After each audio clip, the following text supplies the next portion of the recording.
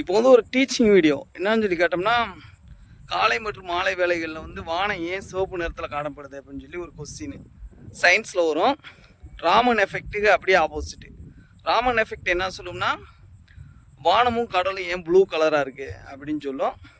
இது வந்து கிட்டத்தட்ட அதே அந்த ஸ்கேட்டர் ஆகிற லைட்டு ஸ்கேட்டர் ஆகிறது என்ன சொல்லும்னா, அந்த ஸ்கேட்டர் ஆகிற லைட்டு வந்து எப்படி இருக்கும்னா, வேவ் லென்த்துக்கோட 4 மணிக்கு வந்து எதிர்த்தகவல் இருக்குன்னு சொல்லும். அதாவது இன்வெர்ஸ்லி ப்ரொபோஷனல்.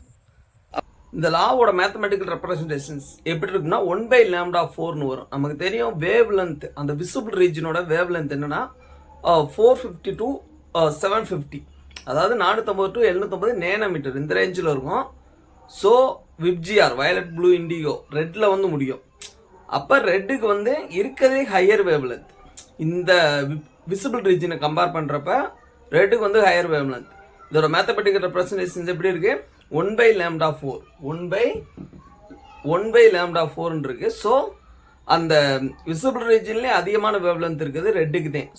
ஸ்கேட்டர் ஆகிறது அதிகமாக இருக்கும். அதனால தான் பார்த்தோம்னா ஈவினிங் அண்ட் மார்னிங் பார்த்தோம்னா அந்த விசிபிள் ரீஜனில் இருக்க அந்த ரெட்டு வந்து அதிகமாக ஸ்கேட்டர் ஆகி ரெட் கலர் தெரியும் அந்த அடிவானம் வந்து. இதே ரீசன்.